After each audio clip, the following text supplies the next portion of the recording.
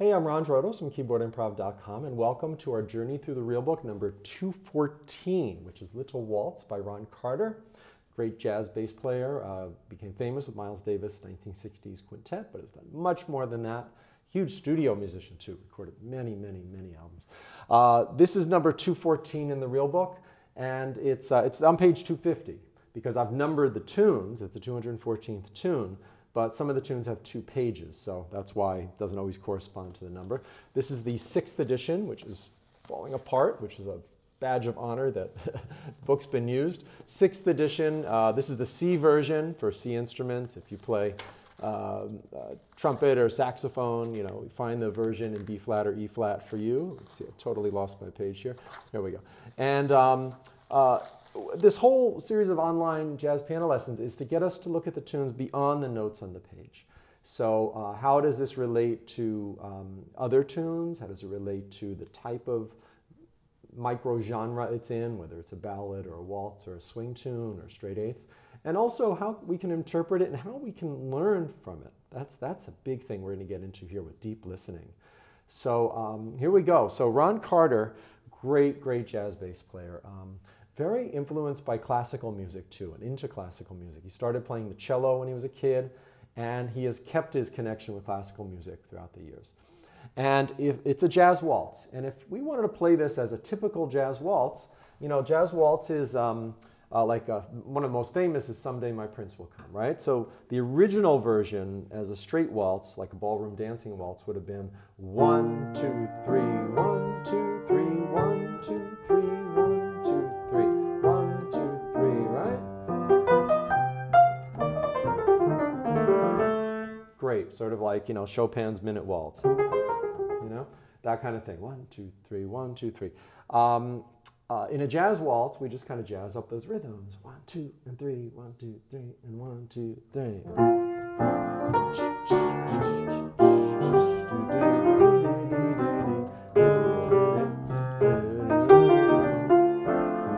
Jazz waltzes are also very flexible with our rhythm. To me, they're kind of in between a ballad and a medium swing tune. We can take elements, we can play it very jazzy. Also play it like a ballad.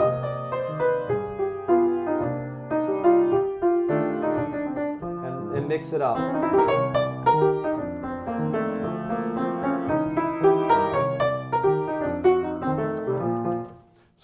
Really stretch the time with the steady underlying beat. Stretch the time over that beat. So if we were just to play Little Waltz, we just look at it on the page, we never heard it, we don't know much about Ron Carter, and okay, it sounds great.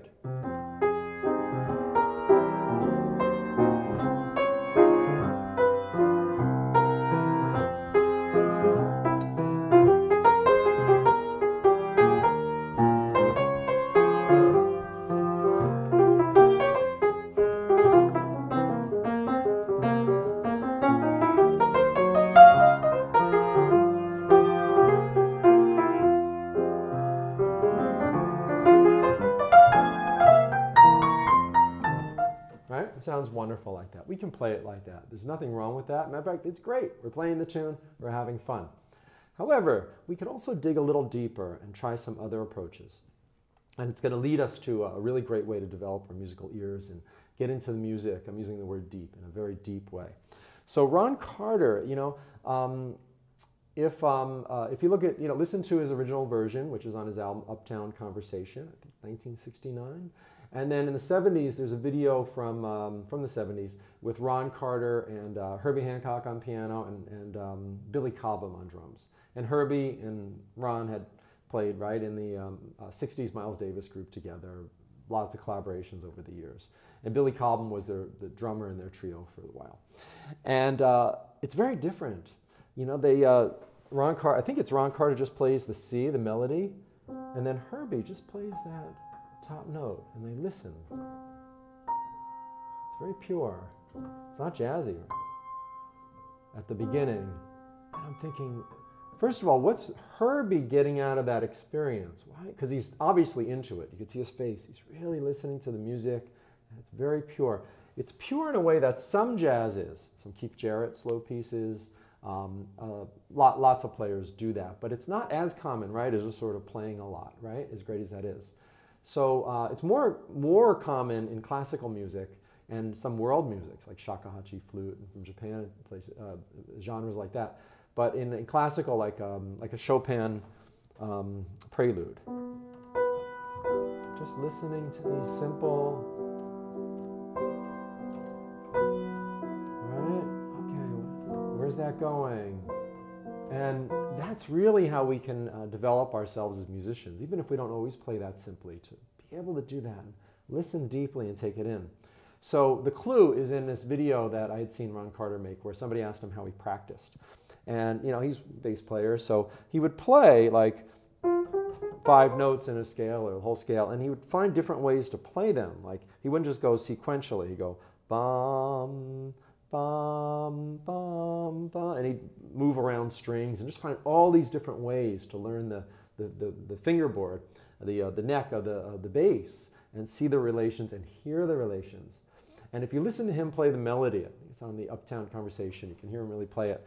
It's like a bass exercise. It's almost like he said, okay, I'll take this F harmonic minor scale with one note, the B that's not in there, a little chromatic note, but I'll take an F harmonic minor and I'll do it over a C pedal, and I'll play the C, bum, bum, bum, and then okay, can I hear that and place my finger right in the right place, bum, I'll go up to another note, bum, the B flat, and then back down, bum, okay, a little out of tune, I'll move it, you know, and really get to know the bass in a way that is really listening deeply. And I find that it harks back to how I was taught by people like Billy Taylor, a pianist named Hale Smith, a great composer, pianist. They were born 1924 and 25, roughly around, one of them, I forget which was which, but 24, 25, I believe. And so they were, you know, in the 30s, before all these apps for ear training and everything, and even books about it in jazz, the classical books. And it was about really listening and staying with something. Like, what does this sound like? Can I hear it? Can you hear that bottom note? Okay. Now I'll add a third note. That's the C, the middle note. Can I hear that? Oh, it's a little harder to hear now. Really listening for an hour at a time, hours at a time, to these chords, so that it makes an imprint. So eventually it sinks in, and we know what that sounds like. We know, okay, that's a second version, minor chord. See, I'm listening. It's hard to actually, I find it hard to say the names of chords as I'm playing them. I think it comes from a different part of the brain. One's linguistic and one's like spatial or hearing or something. But basically, can I hear those notes? And there's a great video with Chick Corea during the last year of his life, or the last 1 or 2 years, where he was answering questions people would send him. And he's at his home piano.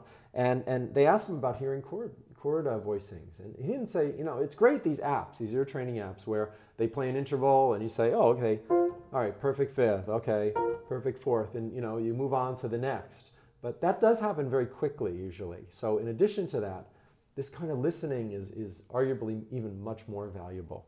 So Chick would say, okay, you play this chord.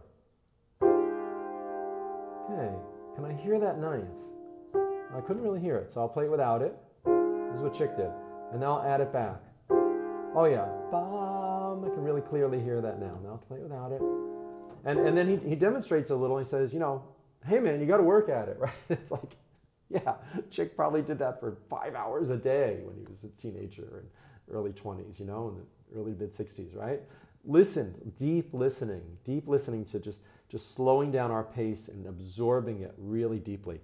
And a piece like this can really invite that. You can do it as an ear training exercise. Can you sing the first note? Bum, now minor sixth higher. Bum, okay, that's the A flat. Now I'm going to go back to the first note. Bum, can I go up to the B flat? Bum, check it, good.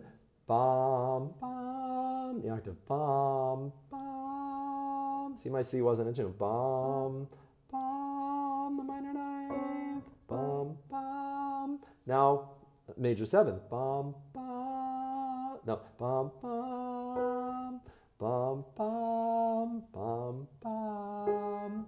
Really good ear training to do that. Slow it down. I went too fast, and then I was a little off, right? So you think about it. Bum, bum, bum,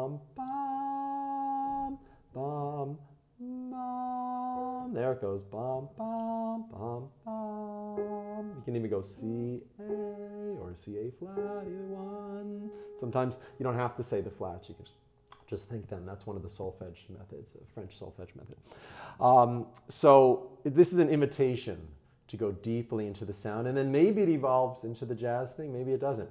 It also reminds me of some tunes by John Lewis, the great pianist with the modern jazz quartet, composer pianist, tunes like Django, which were influenced by those slow pieces by Chopin or Bach. So here we go, little waltz. I'm going to start with just the melody, not the chords, and I'm going to do that. I'm going to be like the video of Ron Carter and Herbie Hancock. I'm going to play the C, my left hand, and then I'll play the A flat with my right. Maybe I'll go up an octave and really sort of separate it and start there. All right, we'll see where this takes us. So this is invitation for me and hopefully for you too, now and also when you're practicing and playing, to listen deeply.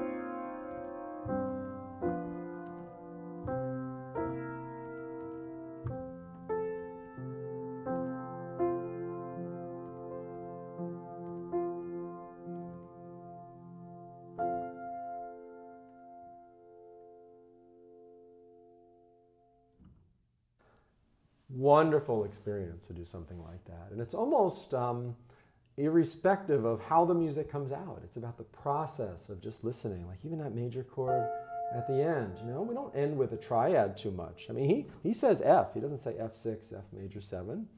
In an older style of jazz, you know, that was based on popular tunes of the time. Sometimes you see some triads that you want to add 7ths and 6/2. But I think on this one, it sort of gets back to the classical kind of, not even classical, just the pure sound of a triad.